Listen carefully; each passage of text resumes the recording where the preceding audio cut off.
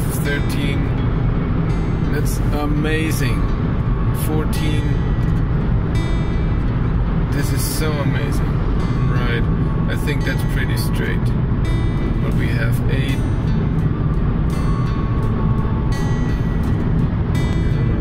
That looks okay. 7.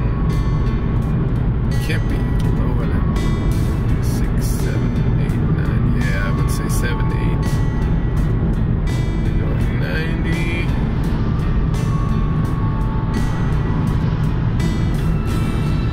6, 7.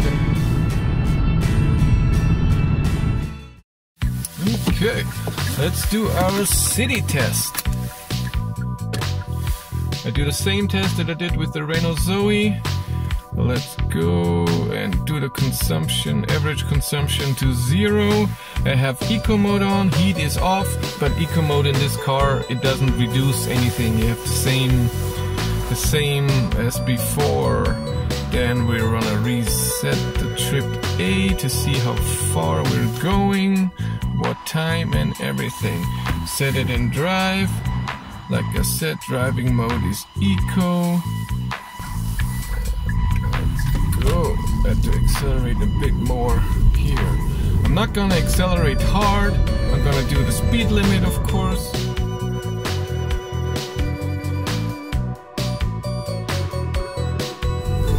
I have full regen on, but like I said in the other video, I'm not gonna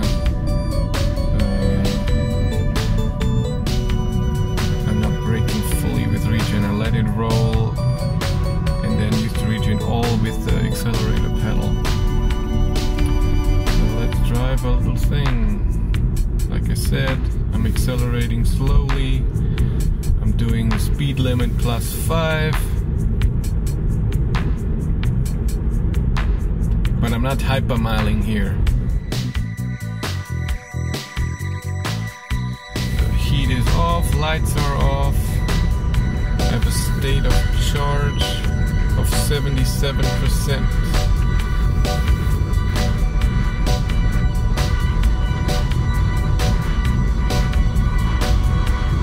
And outside we have a temperature of 8 degrees. I have the winter tires on.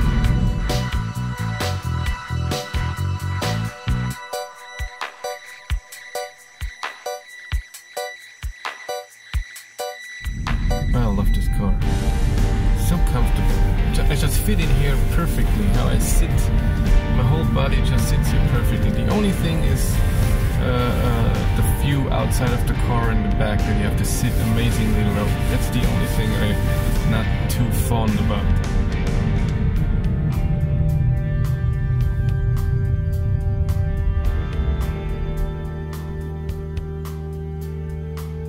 And how amazing is this? I'm standing here at a light and you don't hear anything.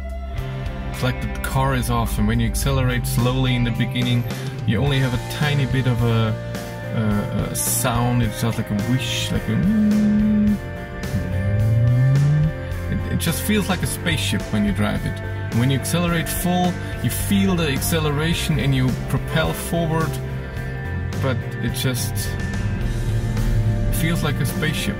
Because there's no revving up an engine. It's really surreal in the beginning. You have to get used to it. This car, of course, has the weird sounding system. So under 30 kilometers per hour, you have a certain sound, so you can warn pedestrians so they can hear you, but you can turn it off. But every time you start the car, it will turn on automatically again.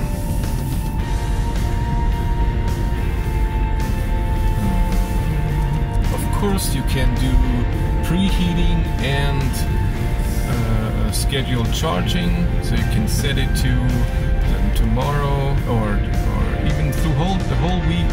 You can set which days and at what time it should be fully charged and preheated. It has to be plugged in for it to work though. So you have to plug it in at home and set it to, I don't know, Monday at 8 AM, and then at this time the car will be full if the time in your charging device and everything is enough, and it will be preheated. Great thing.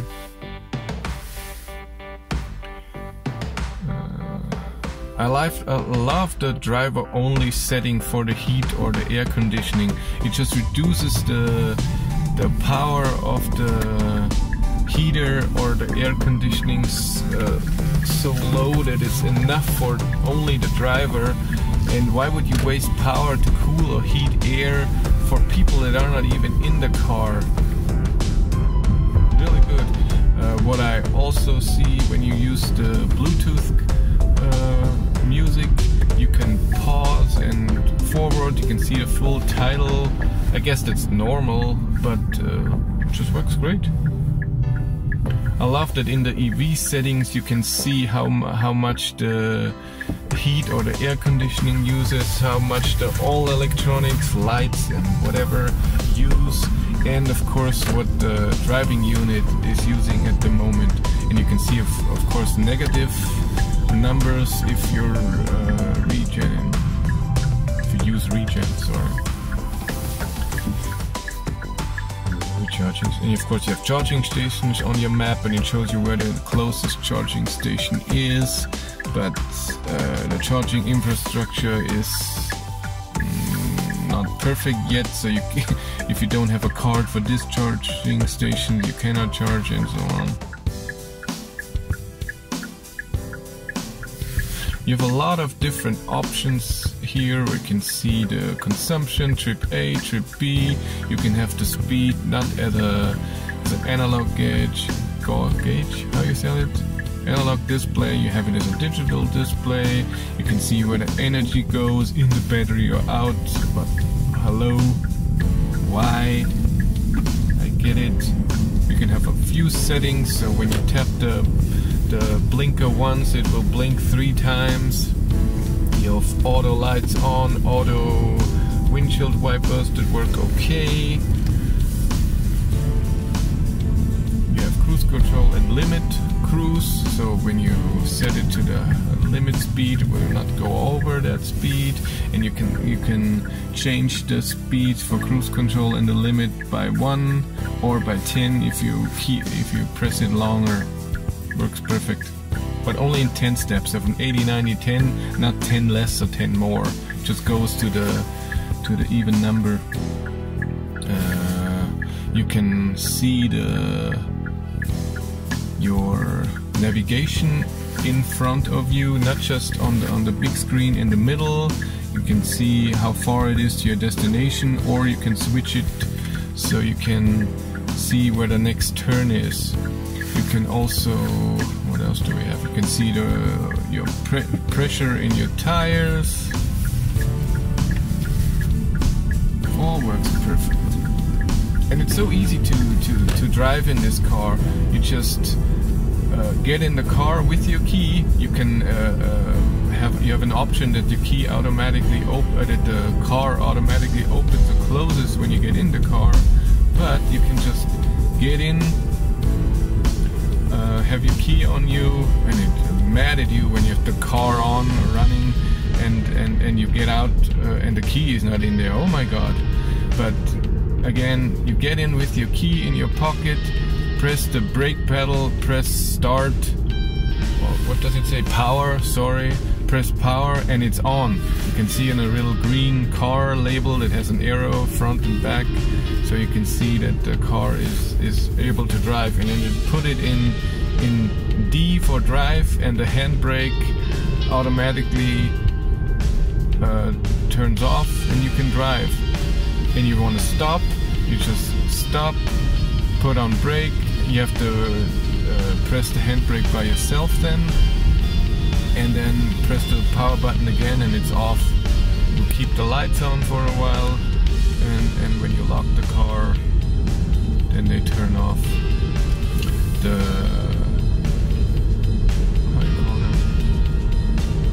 The door handles light up, so you have a tiny little LED light there, so you can so you see them very well. There's the good amount of lights in here and good amount of lights in the trunk. There's no frunk, so a trunk in the front of the car. This is for the motor and the converter and the 12-volt battery that still need for all the system, because the 12-volt battery does everything in here, and it will be charged from the big battery.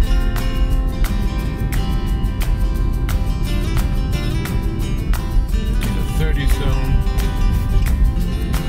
30. So I settled to not use the cruise control. Like I said, I'm accelerating slowly, not driving like a maniac, but I'm also not hypermiling it and drive 40 the whole time. If there's a 70 zone, I will drive 70. It will be fun. I'm going always 5 over the speed limit. That's just normal driving here. I don't want other cars behind me stuck.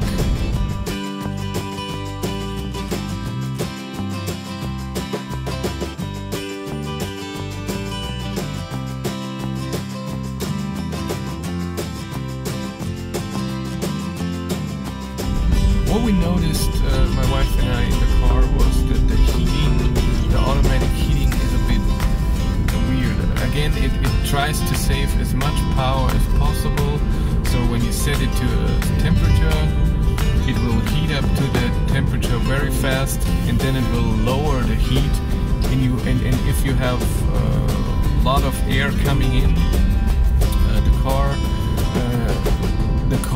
the air that comes in is cold, because it doesn't need to be heated anymore.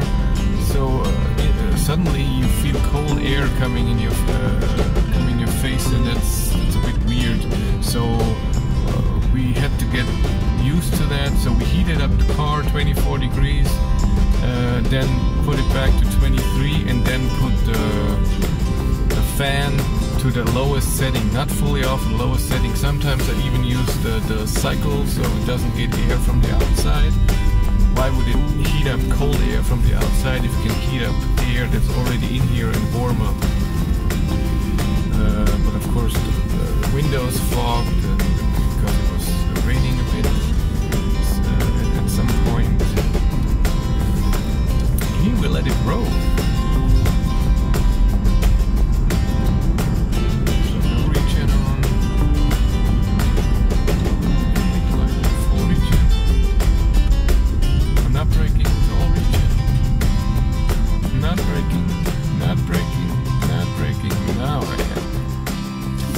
Amazing! I like that. I love this. When you get a bit of energy back, it's not a lot, but at least you're not wasting it completely, and you're saving brakes. Of course, sometimes you have to brake a bit, otherwise the whole thing gets rusted. But it just feels like the future. This is what I love about it. You drive it and you know this is the future. We're close. The new Hyundai Kona that will come out in the summer, and I will be getting this car as well. We'll have a range of a real range, not any DC or anything, of over 400 kilometers. It's a 60 kilowatt hour battery. It's a small SUV, and I think it's getting closer and closer to where the electric cars cost the same as ICE cars, and that they have the same range. Chargers are getting more chargers, and hopefully they all work, because right now it's still a problem if somebody else is charging, the charger doesn't work. Still a way to go, but we're here at 70 now. 75.